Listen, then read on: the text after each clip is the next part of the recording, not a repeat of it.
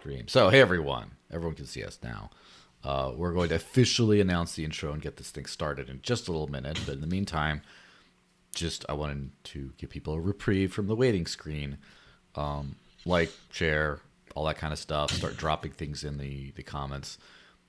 Basically, yeah, maybe if we have enough time at the end, we'll take some audience points or whatever.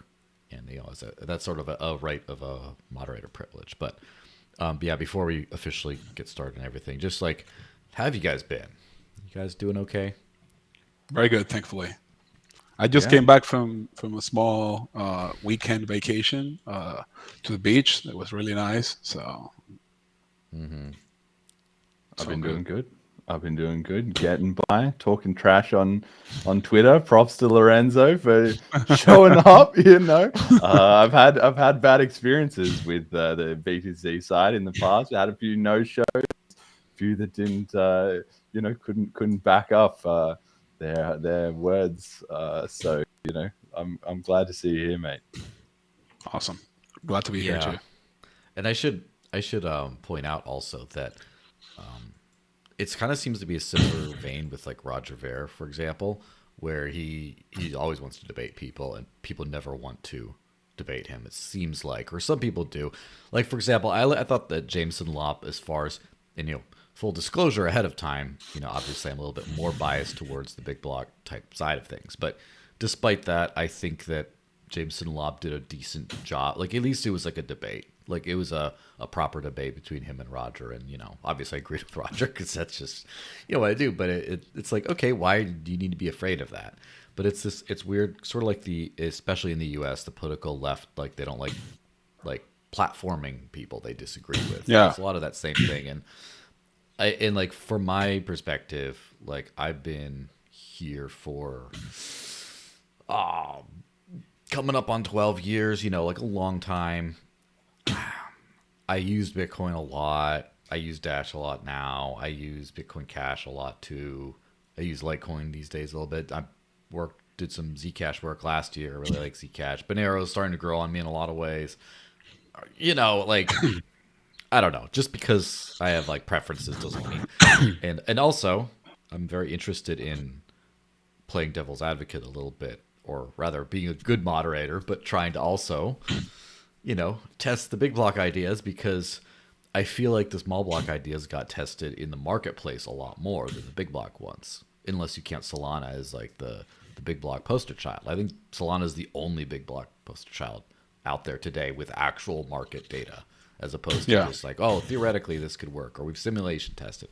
But anyway, so I'm very interested in, honestly, my perspective on all this is, if what I believe does not work, I really want to know now.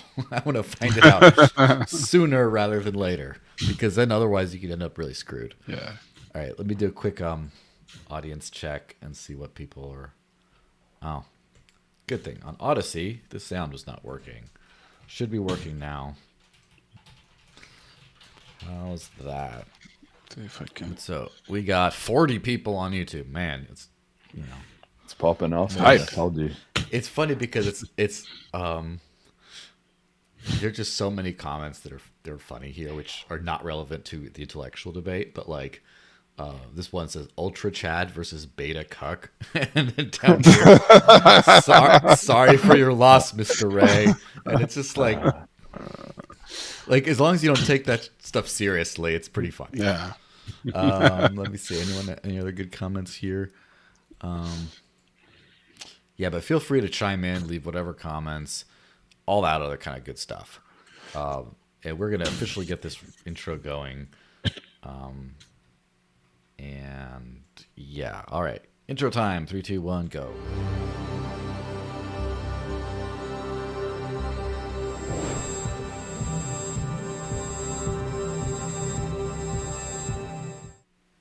All right. Ooh, thank you for putting on the cough can or cough button. Welcome everyone. This is a special edition, I guess, of the Digital Cash Rundown. Not quite, because we're gonna have the real one tomorrow. Just a special edition debate on the official title is Bitcoin versus Bitcoin Cash. That's kind of like the real heart of this. It's kind of framed as a small versus big block debate, which there's some nuance to that. It's not exact. I'm sure that'll come up too, by the way. Yeah. But it's basically, yeah. So the way this is going to be held, it's the format is a take turns format where, moderator asks a question, blah, blah, blah. And then eventually it just becomes, how do you respond? How do you respond? How do you respond? How do you respond? And if it gets a little stale, executive privilege to come in and say, no, wait, I think we should talk about this. What do you think? And then what do you think? And stuff. If there's any pertinent audience questions at the very end, we can kind of bring them up. But I expect I have about a solid hour from now to do this. If any of you guys have time constraints more than that, let me know. All right. Awesome. So let's get this thing started. First, let's just, and I guess in the clockwise order, introduce yourself. So, Jeremy, you really quick say who you are, what you do, and what does your crypto usage in the practical world entail? And what do you kind of do with it? How much do you use it? All right, go. Yeah, so I'm Jeremy. I got into Bitcoin in 2013, September 2013, as the shortly before the price run up to $1,000 with Mt. Gox imploding in February. I was online refreshing the page when Mt. Gox went offline, which was a pretty cool experience, But anyway, been involved in Bitcoin since then, and I was very passionate from the beginning. And in the block size wars, infamous block size wars, 2015 to 2017, I was one of the most popular posters on our Bitcoin, not because anybody knew who I was, but just because I was able to make cogent arguments around it until I got predictably banned for heresy, which was the point of that entire affair. So then largely I did follow Bitcoin, after that, but from about 2018 to 2020, I was much, much less active. I had some other stuff going on in my life. But I got back interested, or I was following it closely, but I got back interested at the end of 2020, December 2020, because there was a price run up and there was also eCash split away from BCH, and Maurice Sachet was ousted from BCH. And I took that as a huge signal that the BCH community was actually ready to begin competing again, instead of being kind of the salty losers that they had for quite a while. So shortly after that, in January of 2021, I started the Bitcoin Cash podcast, which is my educational effort to change the narrative in crypto and to ultimately get Bitcoin Cash adopted by the entire world. In service of that, I've got the podcast, but then as time has gone on, I've also branched out a little bit. I'm one of the developers of Selene Wallet, which is a non-custodial, open source, Bitcoin Cash only mobile wallet with Callisti as well. Shout out to him. So I work on that a little bit. We're running a conference, BCH Bliss, as well, because we've now got to get the community back, having some face-to-face meetups and going. So those are the sort of three main things I'm involved with, I would say, in BCH today. Then how do I use BCH? Well, I use it pretty regularly. Like, I would make multiple transactions per day. I, pay people for stuff related to those things in the BCH ecosystem that I mentioned. I tip other content creators, especially in BCH, but sometimes outside of that too, if they accept BCH. I buy products off Amazon using a site called BitGree, which I highly recommend, that lets you do basically a non-custodial, like P2P swap, where they sort of buy it on your behalf and ship it to you, and you pay them back in BCH with an escrow and a whole dispute system and stuff like that. It's really good.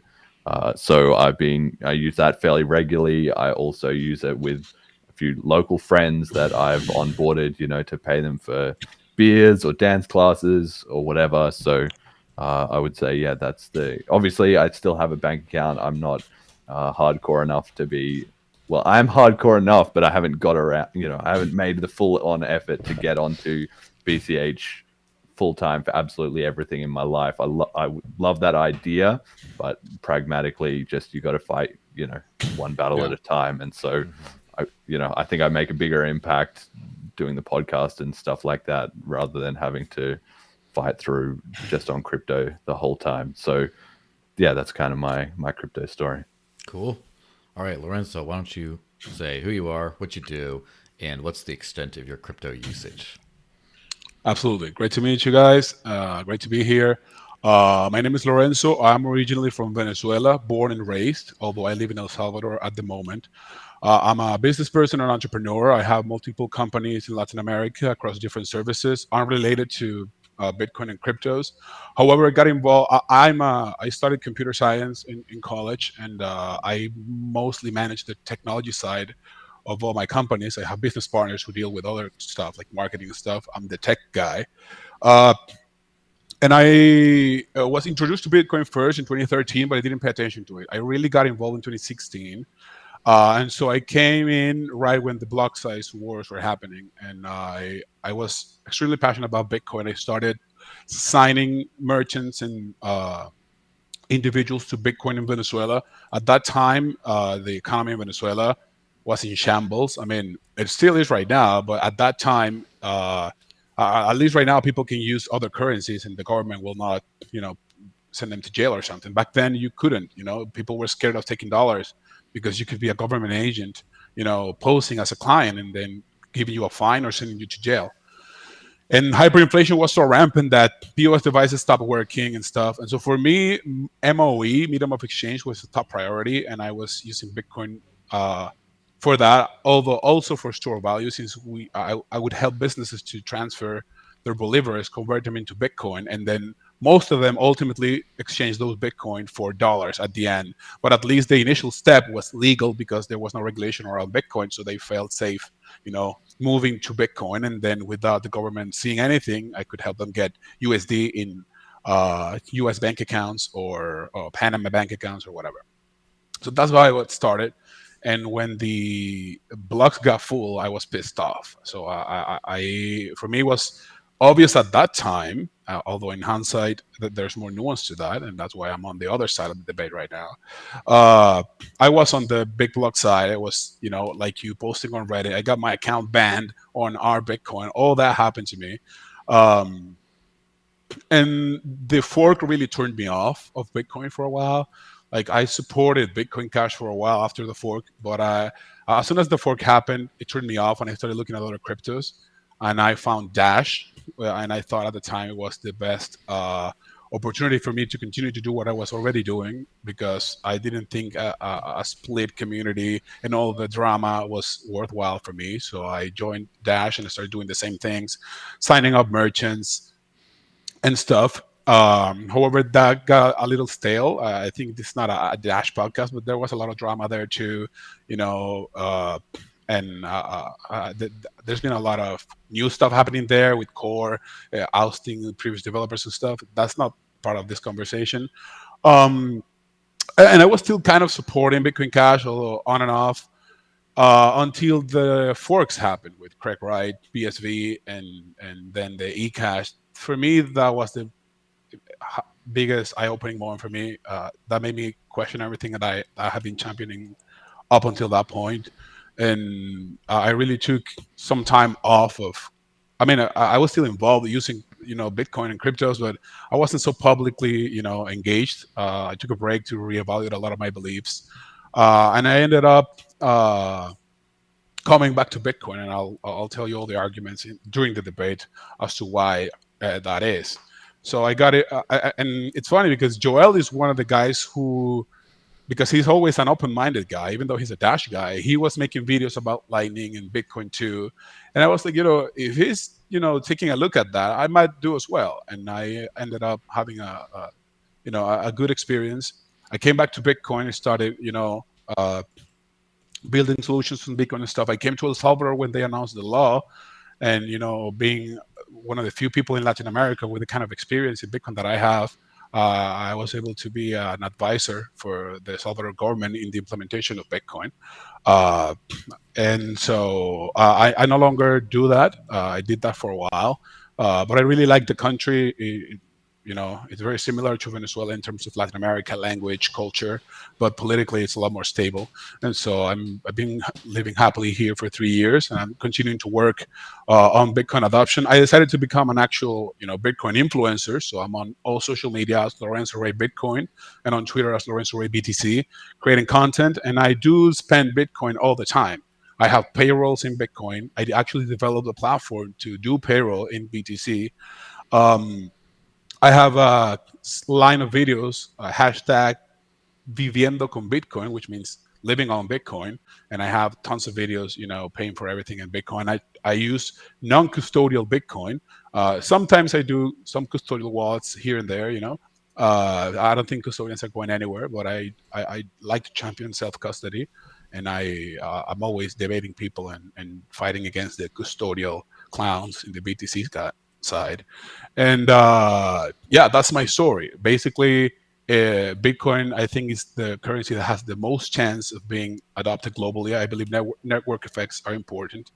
And as a reflection point for anyone who's listening, who's on the other side, uh, I think a lot of people who are on the other side are of the rebellious, contrarian nature. I surely am as well. And one of the things that turns off people from Bitcoin is that there's a lot of stupid people in Bitcoin. But what I say to those people is that anything that's mainstream is going to have the sheep there. So if you just take the sheep being in the mainstream camp as a signal to leave, I think that's short-sighted. Anything, absolutely anything that becomes the norm, what people use, is going to have all the sheep there who have all the wrong arguments. They don't know why they're there. They're just following like sheep. And that definitely turned me off at some point. Right now, I think we have to deal with that, because if any currency is going to become money for the world, it's going to be full of zealots who don't know what they're talking about and doing pointless arguments. But that doesn't mean the actual asset or the technology is bad. And I see a lot of people on the Bitcoin side use this. Like, they point a lot of the stupid people at BTC, and then that's why BTC is bad. No, BTC is not bad because there's a sheep custodial championing clown there. So yeah. Yeah, well, I think that's a great sort of segue to the next point, which is there's a lot of, before we actually get arguing with each other, let's be clear about what you actually support. So obviously these two individuals with individual opinions, and you're mentioning, Lorenzo, about sheep and idiots saying dumb things about Bitcoin. But so let's just be super clear about what you guys believe. So on two things. First of all, and try to keep this one short because there'd be a lot of room for long-winded responses. But starting with Jeremy, of course. So first off, what exactly is your position on scaling?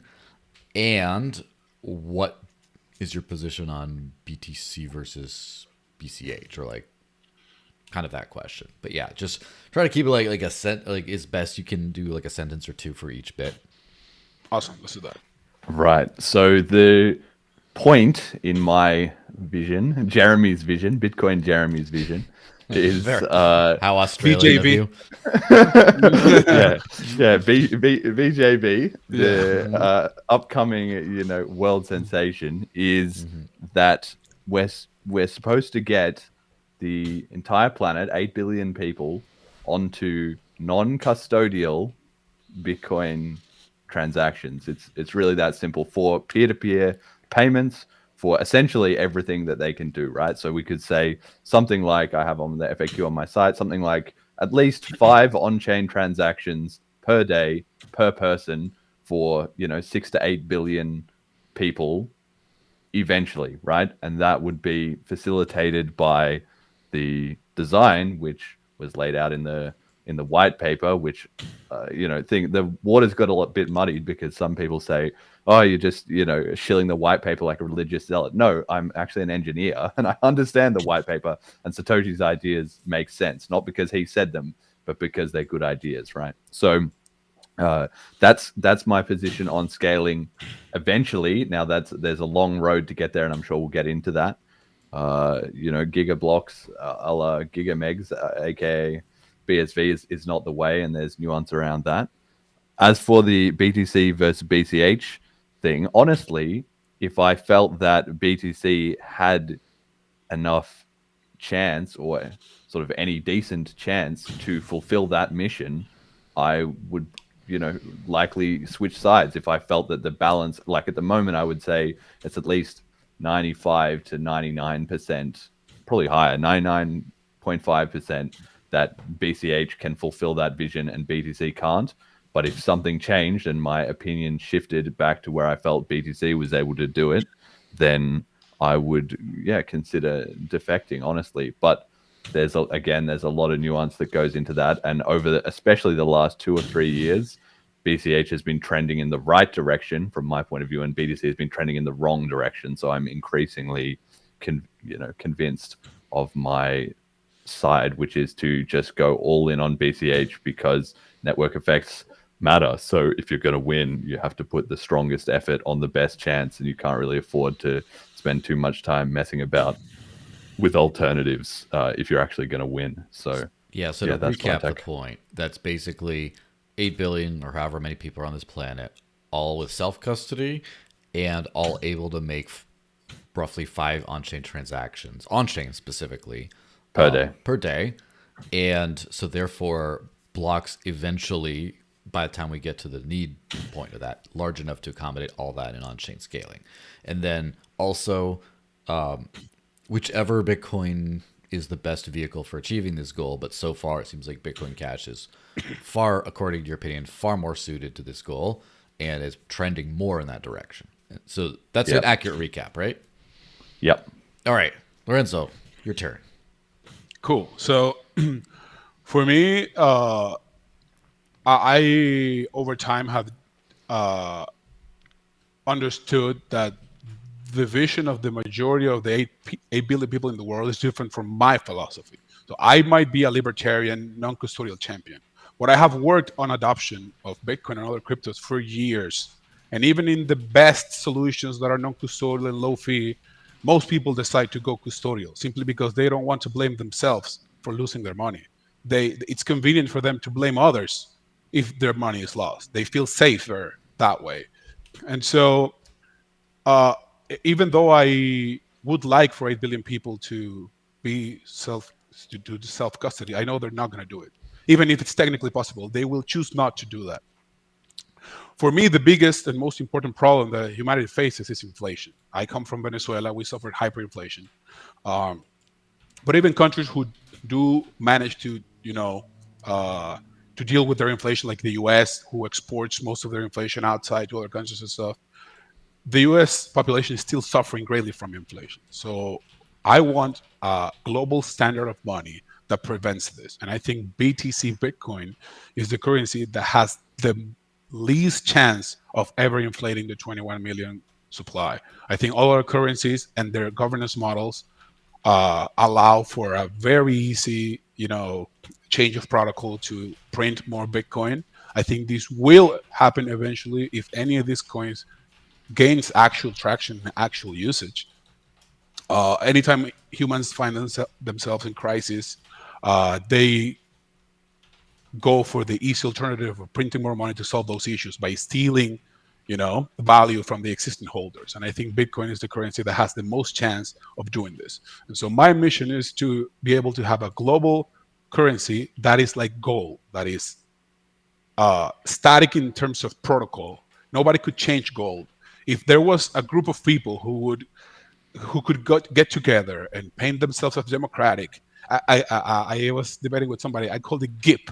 If the GIP process, could get all the developers of gold together and decide on changing the density of gold and changing the color of gold or the melting point of gold, that would turn me off of gold immediately, because I wouldn't trust, those people, however kind-hearted they seem right now, not to print more gold eventually. And so that is my position. I think Bitcoin has some scaling challenges. I think they will be solved. I think Bitcoin have the biggest network effects of money in the world. Money is also a story. Bitcoin has the best story as the original protocol. And I think it's a currency that can fulfill that vision of a stable, fixed supply monetary policy for the world, even though a lot of people are going to choose custodial. I do want the technology to be able to host 8 billion people non-custodially, but I know it's not going to happen. Okay, so to recap that thing, it seems like You want 8 billion people to, more importantly than hold their own keys or to make on-chain transactions specifically, you want them to be able to use a global sound money standard for their store of value, and that it seems very important the process by which that can or cannot change, i.e. the governance process, or rather the lack of governance process. And also, self-custody is important. It'd be great to have it to as many people as possible, but you don't really view that as realistic necessarily, and especially not short-term. And you'll try to help scale long-term, but that's not nearly as important to you. So that's your position, right? Correct. Yeah. All right. So we got the actual, like, what do we actually care about and believe off the top of the hat. So now you can start calling each other scammers. Just kidding. So, Jeremy, I guess, do you want to start with, like, opening arguments for your case then? Well, I just took a bunch of notes on sort of a lot of those points Lorenzo mentioned. So, firstly, I think we agree, and actually, funnily enough, I don't think either of us mentioned censorship resistant, but I would include that in what I'm going for, and I would say probably Lorenzo would too. But it's funny; it's like we both just took it for granted that would be a part of Bitcoin. So I think that's an interesting note to start on. And the same, I also didn't mention anything about inflation resistance, but in revising my opinion, I would definitely add that we don't want to be taking like the whole sound money and 21 million, or as I like to say now, 2.1 petasats. That's it. I'm on it. I'm on the sat standard. The whole world should be using Bitcoin Cash. So when you get to whether people can or can't in the end, like custodians are not going to go away, but it's really about giving, like Lorenzo said, giving people the option. And that's important because it's easy to say today that not everyone will self-custody, but one day they probably will. And I think the argument for this is that, once upon a time, there was the 10-year-old kid, I was that 10-year-old kid who had to look after his grandmother's email, right? But these days, even 90-year-olds and whatever, they all use the internet. There's always a phase of, I'm too scared, I'm not able to handle this, it's not easy enough, or whatever. And while there will be exceptions, such as, I don't know, people who are maybe in prison, or children who are too young to understand, or if there's some kind of, health issue or something, there's always edge cases where people can't look after things for themselves. But by and large, you can get the majority of humanity onto a new technology once it's become commonplace and simplified enough. And I think the same will be true for self-custody crypto. Like, we're barely scratching the surface of how things can be done to improve on that. For instance, even if you just had it like built into your phone, if every phone shipped with a Bitcoin wallet that when you signed onto it for the first time and it asked you to scan your finger or whatever that people use to log in nowadays, that could already be your self crypto already done for you right there. And then maybe you also just tap phones with two of your friends, and then that gives them a multi-sig backup. Or there's an endless amount of stuff that we can conceive of there. So I think over time we will get to a point where people can be entirely self-custodied. And what's quite important is that in the meantime, we don't let the narrative slip away, because freedom is lost sort of in a battle of inches, right? And that's already degenerated unbelievably in the BTC side. So as Lorenzo was saying, he said that he thinks BTC is far less likely to ever raise the 21 million cap. And I think that's misunderstanding that crypto is not a technical project. It's a social one, right? And in fact, we've already seen Peter Todd has already been very vocal about wanting to raise the 21 million cap and eventually put in inflation. And even on What Bitcoin Did, Peter McCormack's podcast this year, we've seen them talking about, are we really just fighting over 21 million? Is that our battle? With some guests, not Peter or anyone influential, but some guests saying, maybe it would be fine. And this is less than 15 years into Bitcoin's project. And not only have we had a narrative collapse from P2P cash to digital gold, not only have we had Lightning Network will fix everything to now it won't, we're now already getting the startings of 21 million. Yeah, well, maybe that's not so necessary.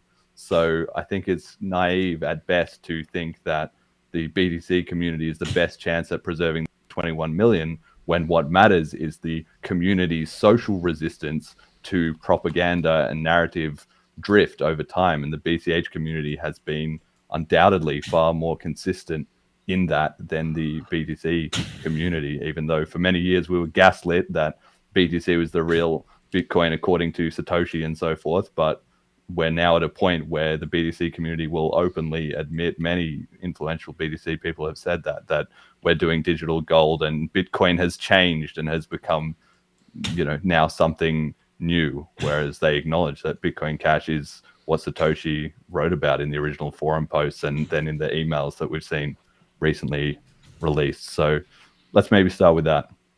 Yeah. Great. Response. Yeah, absolutely. So first, I will, tackle the custody point. I agree that we need to scale technology to allow self-custody to as many people as possible. However, we cannot, accept any trade-offs for that. One of the biggest mistakes that I see on the cash coins side is that they underestimate the protocol changing process, because it works at a small scale.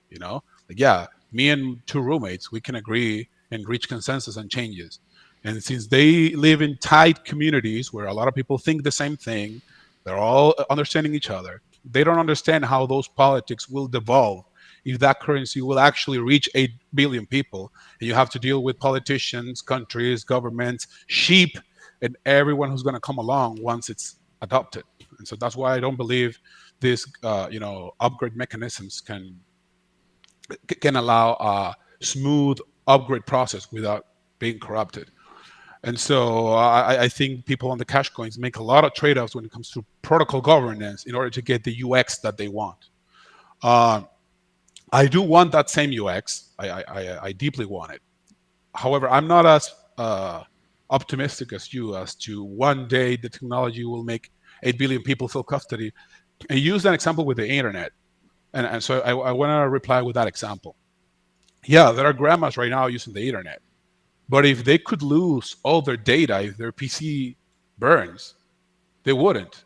They're using computers because they're using Google Photos, Gmail, Google Drive, and offloading all the responsibility of their data to somebody else. They're using custodial internet solutions. They're not sovereign with their data. There's no grandma running Linux, having a cloud sync to their, to their home node. That doesn't happen. They use custodians because it's easy, but more importantly, it's not so much about how easy it is. It's about responsibility. Humans hate taking responsibility for their own actions, and they want to offload that to somebody else who's more competent. That's a decent argument, a lot of people. I remember talking to somebody about self-custody. It's like, would you hire a bodyguard? If you would hire a bodyguard, you're basically giving custody of your life. Like, he could turn that and kill you, but you feel safe having somebody you trust with a gun who's going to shoot somebody who threatens you rather than shooting you. So if you would hire a bodyguard, why wouldn't you use a custodian? Like, the argument of trusting somebody more competent to defend your money is not a bad argument. And I understand why a lot of people go that route. However, a lot of people do not use that solid argument. They have the argument of blame, which is the wrong argument, but unfortunately is how humans operate. People love the idea of not having to blame themselves when shit goes wrong. So they want a custodian because when shit goes wrong, they have somebody to blame and potentially somebody who might have to answer for that. Whereas if they just lose their own shit, they have nobody to blame. They just have to, cry and deal with it. At least if somebody else loses my money, I have some hope that they might have to retrieve it or pay or have consequences for it. And that's why I'm not really optimistic, about 8 billion people self-custodying. It's just not coherent with human nature. But that does not mean that I don't want the technology to scale to potentially host 8 billion people non-custodially. I would love that. I wouldn't make the trade-offs that a lot of cash coins do in terms of protocol changes and governance at a small scale that will eventually, come bite them later when the coins actually reach scale. And finally, I totally agree that Bitcoin is actually a social thing. It's not so much a technical thing. I say this all the time. Uh, Bitcoin is code. No, it's not. I can copy the Bitcoin code right now and change one parameter. And that's not Bitcoin. It's a separate network. Bitcoin is a social thing. So I completely agree with that. And I think a lot of people on your side take arguments from one person or one influential person who are part of this sheep mentality that is upon anyone who's on a protocol that has actual scale, and take that as something that it's the norm, and it's not. Like the 21 million, I heard Joel one day call it meme. I think it's a good characterization. The 21 million meme is the strongest meme in Bitcoin. I don't care what Peter Todd says. He was saying last week that he wanted the U.S. to throw a nuclear bomb at Iran. He cannot do that. A lot of Bitcoin developers, are dumb in many other regards of their lives. The fact that Peter Todd wants a tail emission doesn't mean that he can't do it. The same way Luke Dash Jr. wants 300 kilobyte blocks doesn't mean he can do it. They can't do it because they would need, broad consensus and soft forking changes that are supported by miners and users. And it's never going to happen because Bitcoin has the 21 million cap as part of its culture. I know it's also a part of the BCH culture because it stems from the same root. Although it's funny to say that a lot of cash coins don't really believe this. For example, Monero, they have, I think they do have tail emissions. They are the creators of that, if I remember correctly. So it's not a general view in cash coins advocates to have a hard cap. However, I do think BTC and its network effects and the meme of 21 million is the most resistant to that. And with this, I want to segue into consensus.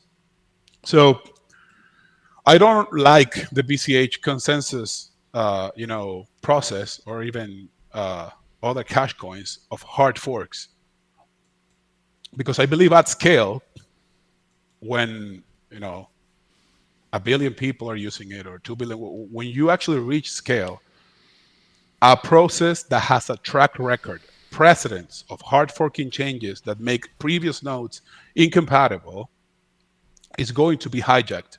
And when the crisis happens and you need to inflate the 21 million supply, the BCH side, they can say, bro, we did hard forks in the past. This will solve our problems. Why won't we do it now? Whereas in the BTC camp, there have been plenty of times where a hard fork would solve our crisis, our problems, but the social, consensus have been, we would rather deal with this bad situation than rush a protocol upgrade that will put us in a risky situation. And that's why I think Bitcoin is more likely to keep the 21 million cap, because Bitcoiners, I'm not going to say are happy, because I'm not happy, but I would rather suffer high fees for a while before we can get a scaling mechanism that, preserves. I don't like, and this is a point I want to talk later about centralization, decentralization, but that keeps nobody able to force upgrades down the road. That makes it really, really hard to change the protocol, rather than getting those goodies right now without underestimating what that will cost to your network down the road, 3 years, 5 years from now, when those precedents can be used against you. So yeah. Interesting. Yeah. But, so yes. yeah, response, especially on the hard fork thing, which seems to be a major, I guess, point of contention, and it does seem to, as much as we have individuals in this space, it does. I can't. Almost every single BTC person has said the same thing. As far as I can't remember anyone who's like, nah, hard forks are fine. We should be able to do that. It seems like a very hard line across the community. So anyway, go ahead. Yeah, so just to quickly rip through a couple of things. So when you were talking about, it's funny you say that like grandma is using so-called custodial Gmail. Well, she has her own password, right? In the future, we can have, even if it's stickied on a thing that she, tapes to the side of her monitor or whatever, right? she still just can store one small piece of information that then gives her access to the services that she needs, and or could even be built into a device or a physical object. You know, she can look after her jewelry. I'm sure she can look after a little like YubiKey type thing or whatever it is, you know, in order to get custody. But I agree with you, plenty of people still will go custodial. So really what we're talking about here is getting the tech to the point where they can be non-custodial rather than actually getting 8 billion people. Like I said, there's always children and sick people and whatever. So where, you know, it's a bit of a nirvana fallacy to try and get that far. But also, I just want to say, like, when you talk about other cash coins, I don't really consider that relevant unless it's, you know, on a specific point like Monero or Dash or whatever. Those, like, they have a lot of other problems. So I'm not really concerned as to what people in those coins think or don't think. So I think that's a bit of a sidetrack. When we talk about ossifying, do you think BTC has ossified now, or do you still support changes to BTC? I would like for Bitcoin to ossify, but not in its current state. And the argument that comes up is, okay, but you don't know what the future comes, what technology will come, what AI will do. So how can you support ossification if you don't know if that will fuck you up later on? So the kind of ossification that I would support, or that I do support, is the one that allows, you know, adaptation to whatever comes in the future, while keeping the layer one, you know, as static or ideally ossified as possible. So there's a proposal right now that I don't support because I think it has technical lackings. However, its idea I do like, which is called Drive Chain. It's called BIP 300 by Paul Sword. Yeah. And his proposal is an ossified Bitcoin proposal, because he said if we activate drive chains, you can have any chain you want. You can have a Zcash chain, you can have an Ethereum chain, and all of those can, you know, be, you know, surrogate side chains to the main chain. We can keep the main chain static. Only people who are going to move from one chain to the other would need to ever use it. Most people are not going to be onboarded on that. And you can have self-custody in your Ethereum-like BTC chain or in your Zcash BTC chain. And so all experimentation later on and all the improvements can be done on those chains while not touching the base layer. So I think that's an idea that is good in terms of I'm a fan of keeping the protocol as intact as possible. I think that is coherent with the sound money standard that I look forwards to.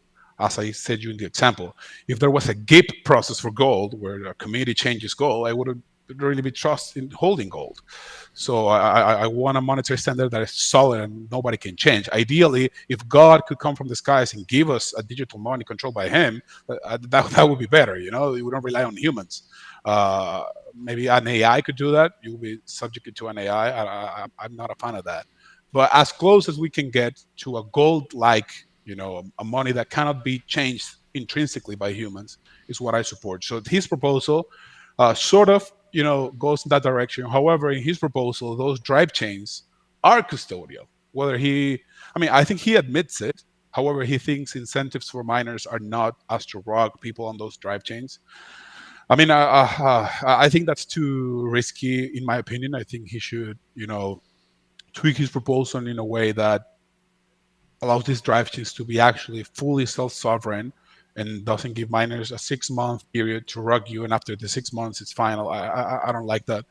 But the main point here is about ossification, which is something that if we find a drive chain-like proposal that allows us to get all the tech goodies in a riskless or with less risk in side chains or other L2s without touching the L1, I would support that. However, in the current state, I don't believe we can leave Bitcoin ossified in its current state.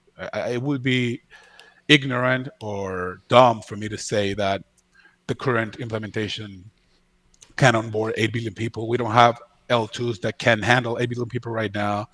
The current fees are unacceptable, and I'm fully, in agreement with that. It would be stupid for me to deny that. It actually prevents a lot of the work that I do, which is onboarding people with these fees like that. I do struggle with a lot of friction when, you know, If we had theoretically bigger blocks right now, I wouldn't suffer with those. So I think there are proposals that are good right now, like extension blocks is something that I like, and I think it's what the BCH camp should have pursued in 2017, which is if you have an extension block, you can soft fork into that, you get the same, expanded block. And actually, we sort of got that with Segwit. Um, we increased the theoretical block size from 1 megabyte to up to 4 megabytes. Although in reality it's 2, 3, depending on which kind of transactions are broadcasted. But there have been several 4 megabyte blocks.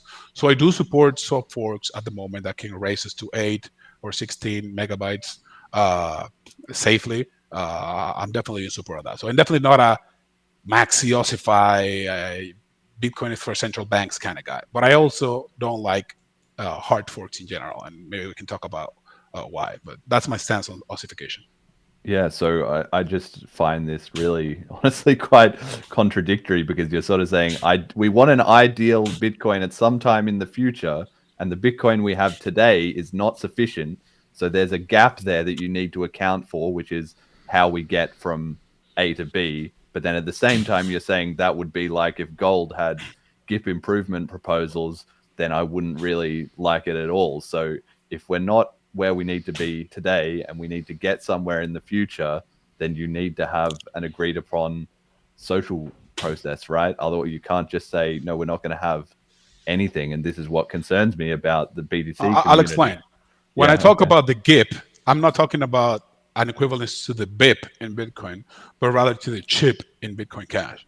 And the difference here is hard forks versus soft forks. The way soft forks work in Bitcoin, in the example of gold, would not be changing the intrinsic properties of gold, but rather allowing new ways of shaping gold in different shapes or sizes and using the existing gold atom in different ways. Whereas hard fork in Bitcoin would be like changing the gold atom itself, like changing how many protons or stuff. It's an intrinsic change versus a change that is extrinsic. I don't know if that's how you say it in English or whatever. But a good example with this would be if you have Bitcoin Cash and you guys do upgrades every 6 months or a year. I don't remember. I was talking to Callisti. I think it was 6 months, he told me, or maybe it's a year. Every year. Yeah. It's every year. And I run a Bitcoin Cash node. As soon as the upgrade happens, I am forced to upgrade or be on a separate new network. And he said something about giving people time, but eventually the network gets incompatible with previous nodes. You cannot run older versions of the node and stay on the same network. In Bitcoin, when they implemented the SegWit hard fork, it allowed a block to be extended to up to 4 megabytes by using a new transaction standard. But all the previous transaction standards are still working to this day. A lot of wallets, like for example, the Bitcoin.com wallet, never implemented those upgrades, and they still use legacy addresses that pay enormous BTC fees without the need because their transactions are much longer. They don't use the extension part of the block. All the previous methods before the soft fork are still valid for those people. If they don't like the SegWit transactions, they don't have to accept them. Anything that they cannot control what other people do, but their transactions that they care about, if they want to continue to use the previous standard of addresses, transactions, signatures, they can. And so they can be indifferent to the upgrade. They can leave their notes. They could even turn off, the news and not think about that and keep, doing whatever they were doing with the original transactions. And they don't have to do an active action to be on the new upgrade. And if you look at the node runners in Bitcoin, a lot of people don't run. My node is like 2 versions behind. I don't care about updating it every time Bitcoin Core pushes an update. We don't need to because we're not forced to, because the upgrades in Bitcoin are always in a way that is backwards compatible. And so that's why my GIP example, I don't apply it to the BIP process, because anyone can implement a soft fork. If it gets enough consensus as to miners activating it goes, but never in a point where they break whatever we had in the past. And so, yeah. But this seems very strange to me, right? Because it's like you have this idea that a soft fork would not be able to compromise the essential elements of Bitcoin, but a hard fork could. And we talked before about the 21 million limit. You can have a soft fork that will raise the 21 million coin limit, I know. right? Yeah. My argument is not that all soft forks are good and all hard forks are bad. My argument is that all hard forks are bad and some soft forks are good, right? So not every soft fork is good. So obviously, a soft forking upgrade is one in which you constrain the rules of the protocol to some extent. So you could have a soft fork that says, hey, only the Coinbase transactions is allowed in blocks. And so you now have a block size limit of 0. You could do that with a soft fork, yeah. But the only way it could be activated is with consensus from nodes and miners. So I know the incentives are in so that is not going to happen. I'm not advocating for soft forks as any soft fork is good. I'm saying all hard forks are bad and some soft forks are good. So if I'm going to risk an upgrade, I would rather do it with soft forks because I know good upgrades can come in the shape of soft forks, but cannot come in the shape of hard forks. Yeah, If that makes sense. Let me sort of exercise privilege a little bit here for a clarification on the upgrade process thing of soft forks versus hard forks. So really quick, Jeremy, why in this example of the no backwards compatibility, like say someone, the hard fork gets pushed through that does something you don't like, and you're like, hey, I didn't consent to this. This is nonsense. This is bullshit. And you don't have to you now have to upgrade your node, or you're using a minority chain that just like you and like 5 other people might be using, and it kind of gets rugged. Why is that not a concern to you? And then I'll hit Lorenzo with his version of this. Cool. Yeah, well, this kind of comes down to the history of Bitcoin, right? And the difference between the BIP and the chip process, right? So before the original split, you had the BIP well, firstly, you just had Satoshi one-man dictator, right? Yeah. Which wasn't very decentralized, but it's how things got started. So, he did a fairly good job, all things considered. Then you got into the era where he handed it over to Gavin, and then Gavin handed it on to other people, and then the politics started in the block size war, and then eventually you had a split, right? And so you had the BIP process in that time where Gavin was dealing with several other maintainers and other people in the community, and of course it being quite a new emergent thing, nobody really knew how it worked, right? People were discovering what is the best way to govern Bitcoin, to begin with. And so what that meant was anybody could suggest a BIP, they would be assigned a BIP number, then they would discuss in the community, and hopefully things came to some ill-defined consensus, then it would be implemented. And a lot of stuff kind of got crammed through pretty quickly because the community was quite small, and I guess the people who were actually paying attention were also relatively few. But then with the block size war and all the people who wanted to have opinions on a lot of this stuff getting censored and banned from the discussion, you ended up with this very strange system of what is now the BIPs, supposedly, where Luke Jr. assigns BIP numbers to what he thinks is an appropriate BIP, and then things have to reach consensus, but nobody really knows what that means. I heard Udi talking on a space today about how it's just a sort of point of obviousness as to how you get to that.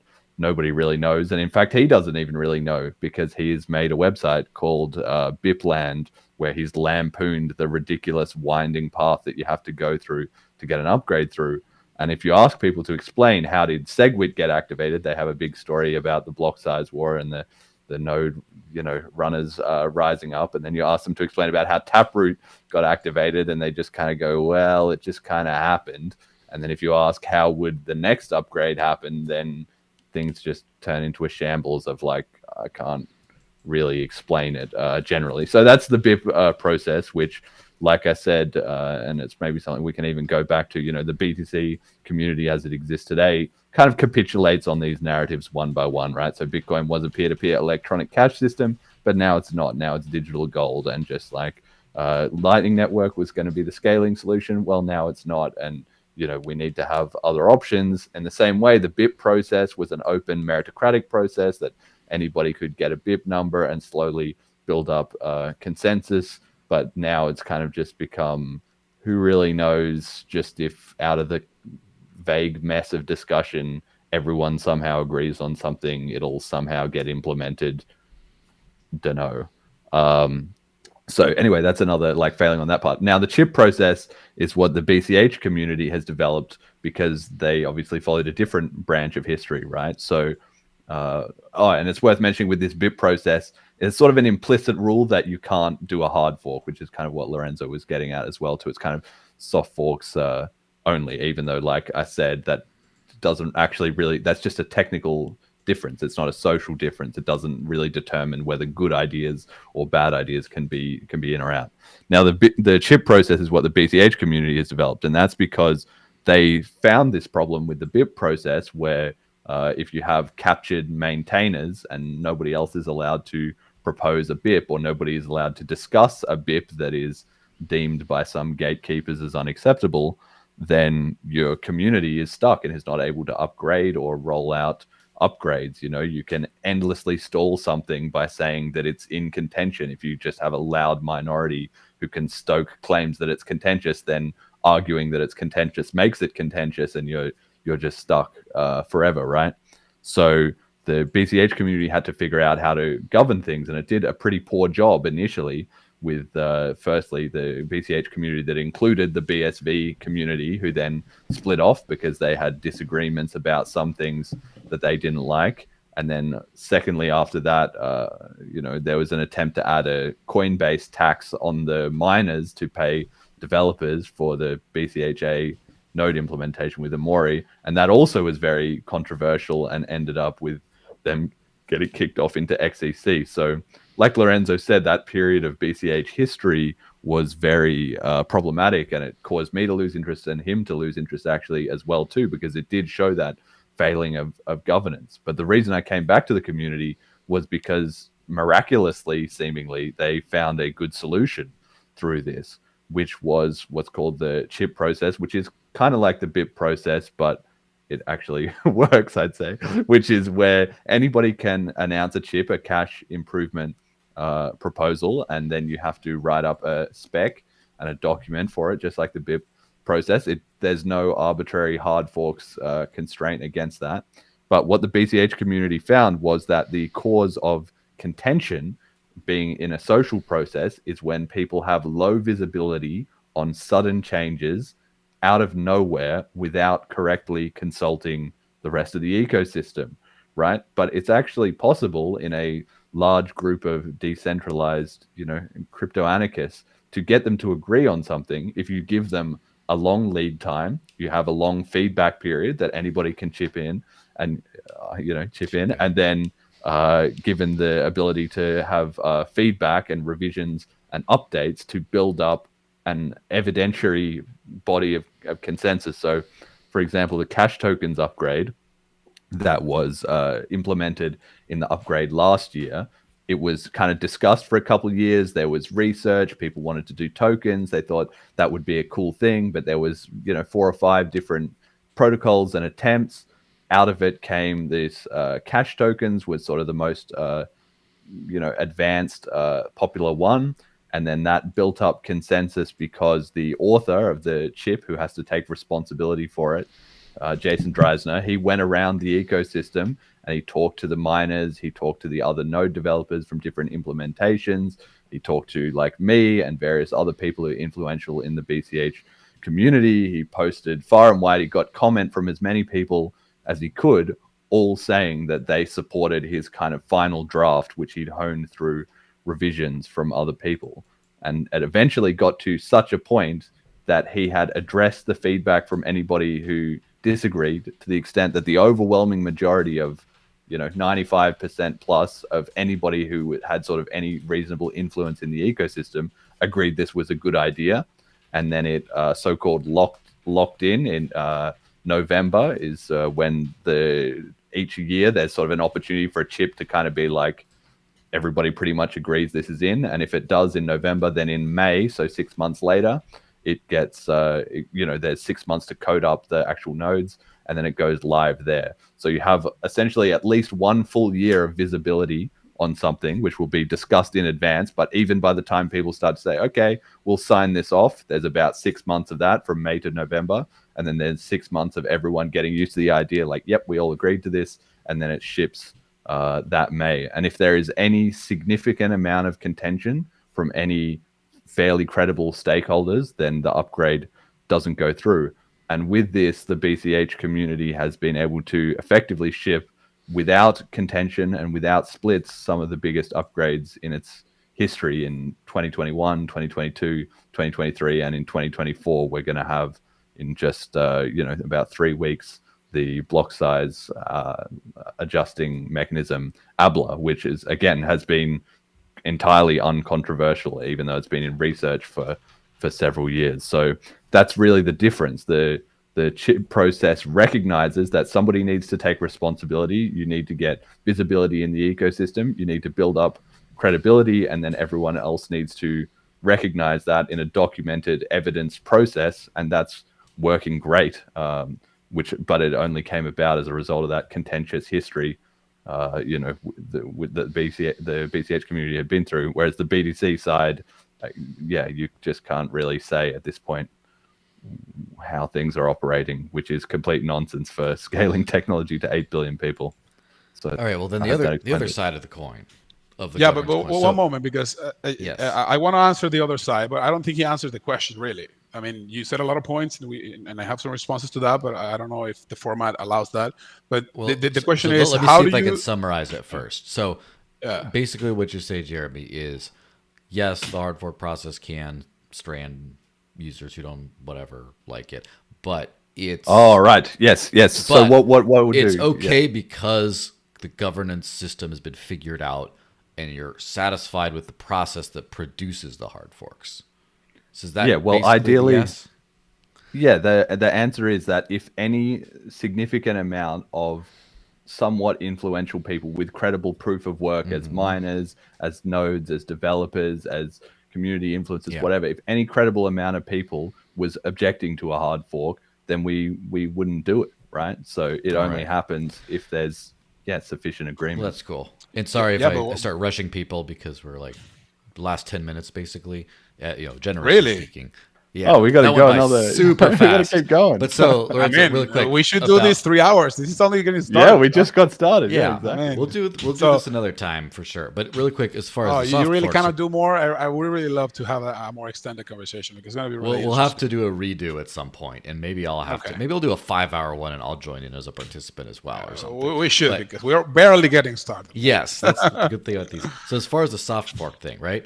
So even though if you have a malicious or just a not undesirable soft fork gets in, it still affects a lot of the network. For example, miners are still mining for the most part, like 4 megabyte SegWit blocks, and users are still sort of, if everyone else upgrades, users are not really compatible with, for example, SegWit addresses unless they already know how to use that, and once they're in, all that kind of stuff.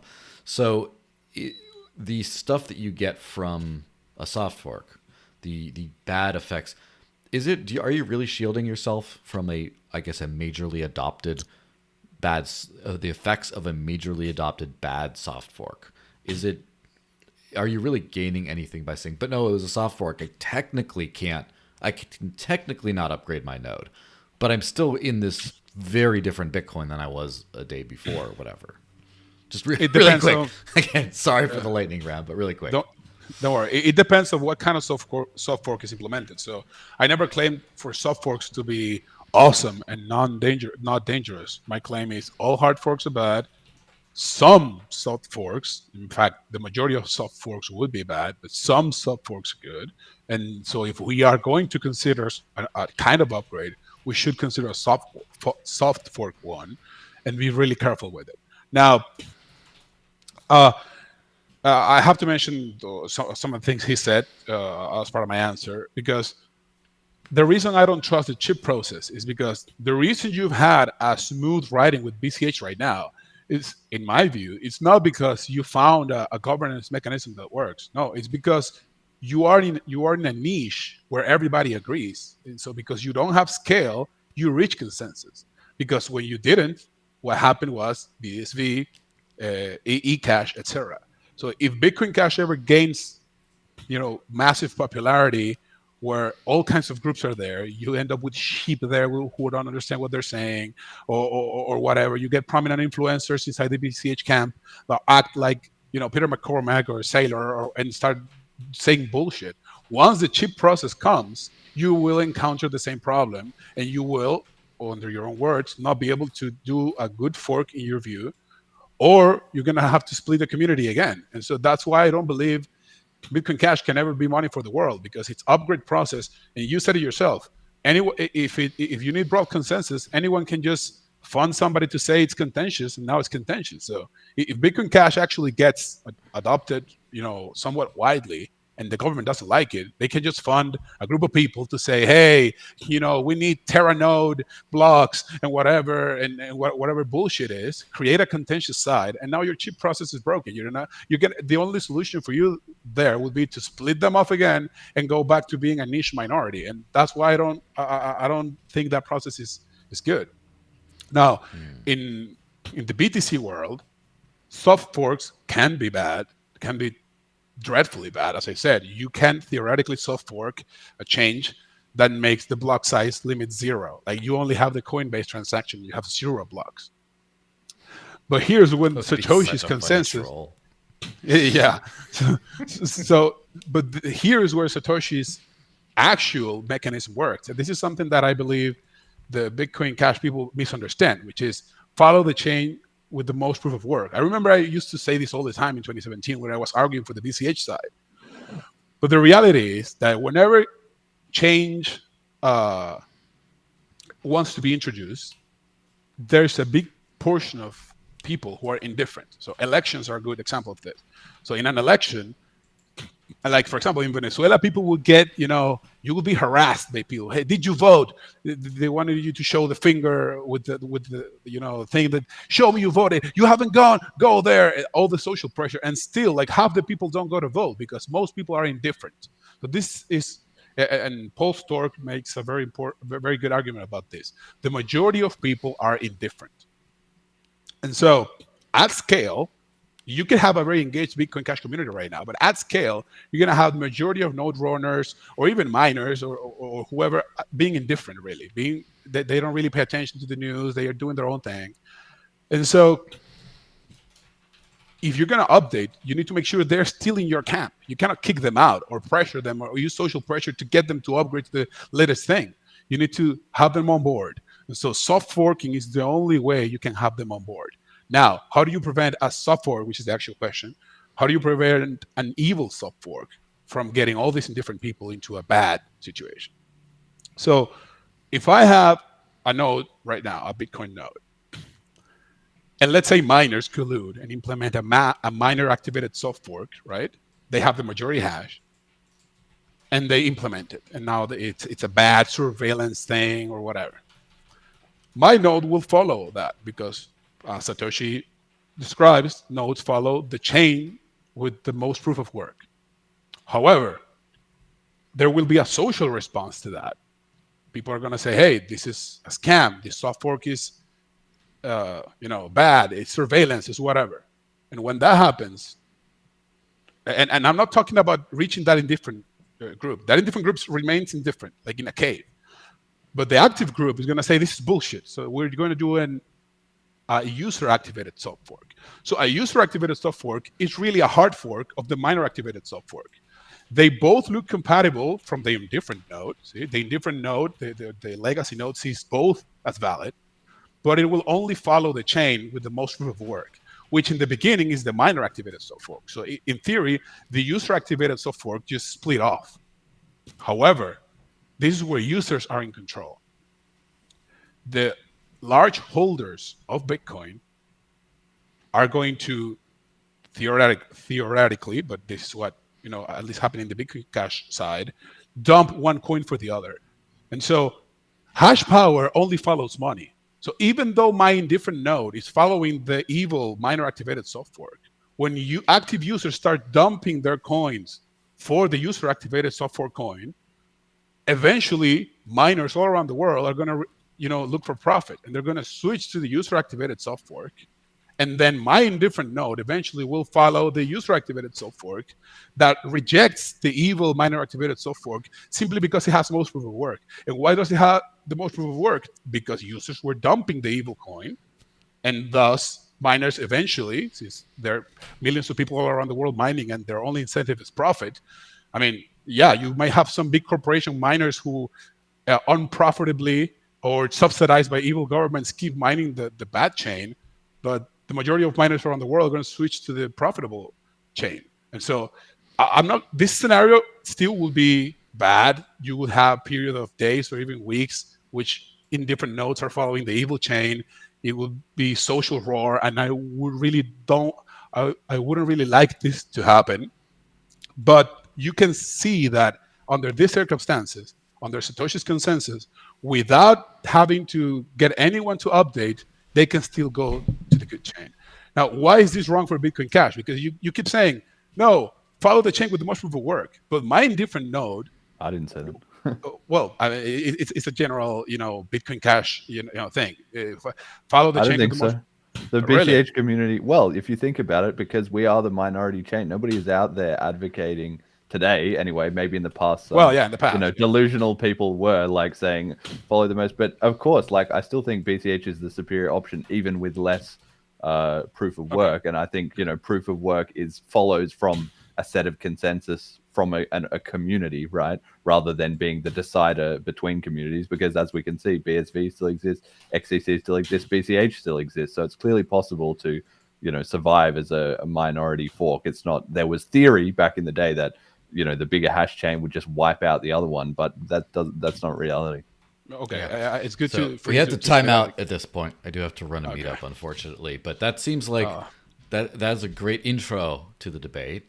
Tune in next year for the 12-hour debate-a-thon. No, but seriously, it seems like a good place to sort of pick up from. It seems like this entire debate is encapsulated with governance and the ability to decide what happens and what doesn't happen. And I don't trust a chain where I can't be sure of certain things.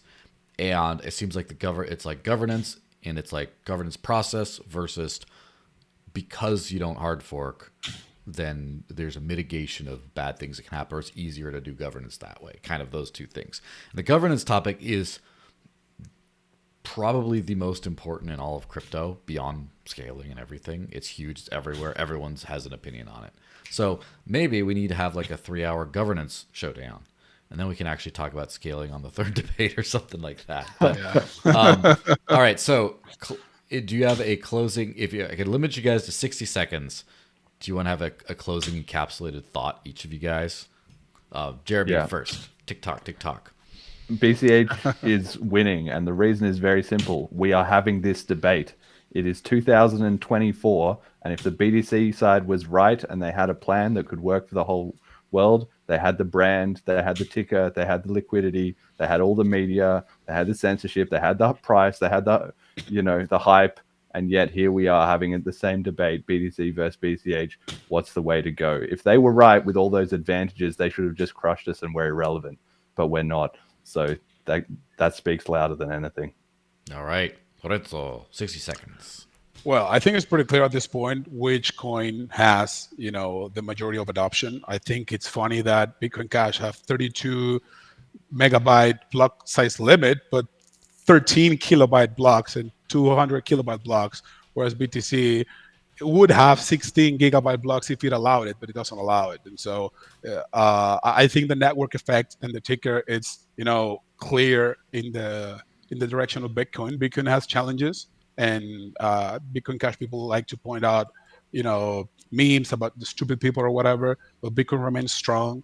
Layer 2s and other proposals for increasing capacity are being discussed. The serious Bitcoiners are still here. We're talking about, how to improve it. We are not going to take the easy route of splitting from indifferent nodes and doing the easy way, which is just hard fork. It's easy. The easiest thing we could have done was raise the block size limit the way Bitcoin Cash did. It's the easiest thing to do. It takes, a lot of consideration for the future and a long-time preference to not take those trade-offs. And try to keep a monetary standard that can give us money for the world. The way Bitcoin Cash and other coins work is very similar to the way Linux works. There will never be a dominant Linux desktop because it's all fragmented into small communities. And every time there's a disagreement, they create a new distro for a new thing. And so you end up with 1,000 small communities in their own thing. Now, I'm not saying I like Windows, but I would like some operating system that allowed broad consensus and where everyone is on the same standard. So yeah, that's my view. All right. Well, let's wrap this thing up then. Follow the BCH podcast on X. Follow Lorenzo Rey BTC on X. And we will schedule part 2. Got to run now, but this has been great. Thanks, guys. And thanks for staying civil. Happy Thanks to for be here. staying Looking forward to continuing to talk. Looking forward to part 2. we'll We're do just part- getting started, I think. Part 2. 10 parts series. All right. Bye-bye, guys. Let's do it. All right.